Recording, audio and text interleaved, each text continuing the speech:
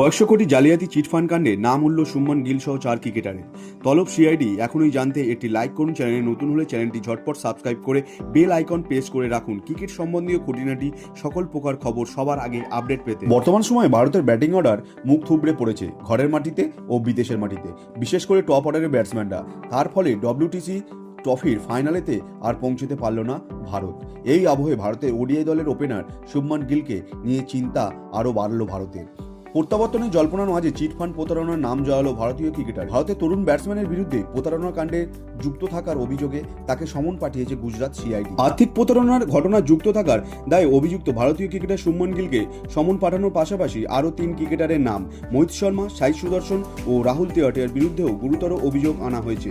প্রতারণার খবর ফাঁস হয়ে ভূপেন্দ্র সিং জালাকে এই প্রসঙ্গে জিজ্ঞাসাবাদের পরেই জালা বলেন, আইপিএলে গুজরাট টাইটান্স ফ্র্যাঞ্চাইজির সঙ্গে যুক্ত শুভমান গিল সহ 4 ক্রিকেটার পঞ্জি স্ক্যামে মোটা অঙ্কের অর্থ বিনিয়োগ করেছিলেন। তবে গুজরাট ক্রিকেটারদের তরফে বিনিয়োগ করা এই অর্থ ফেরত দেওয়া হয়নি। বেশ কিছু রিপোর্ট মারফত খবর, শুভমান গিল পঞ্জি ফান্ডে 1,95,00,000 টাকারও বেশি ডিপোজিট করেছিলেন। সূত্র বলছে, গিলের মতো ভুরি ভুরি অর্থ না ঢাললেও মোহিত শর্মার মোটা অঙ্কের অর্থ নিবেশ করেছিলেন বিশেষ স্কিমটিতে। চিটফান্ড প্রতারণা খবর কানে আসতেই তদন্ত শুরু করে সিআইডি আধিকারিকরা।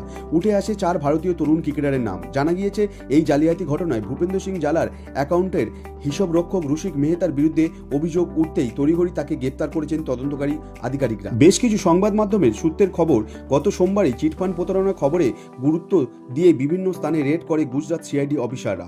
হাতে আসে চিটফান্ড কাণ্ডের মূল মাথা ভূপেন্দ্র সিং জালার অ্যাকাউন্ট সম্পর্কিত একাধিক নথি। এরপরেই যাবতীয় নথিপত্র খতিয়ে রেখে বিশেষ সদস্য দল গঠন করে জেলার অ্যাকাউন্ট ম্যানেজারকে গ্রেপ্তার করে ক্রাইম ইনভেস্টিগেশন ডিপার্টমেন্ট। উল্লেখ্য, প্রাথমিকভাবে চিটফান্ড প্রতারণা কাণ্ডে প্রায় 6,000 কোটি টাকা নয়-ছয়ের অভিযোগ তুলেছিল সিআইডি আধিকারিকরা।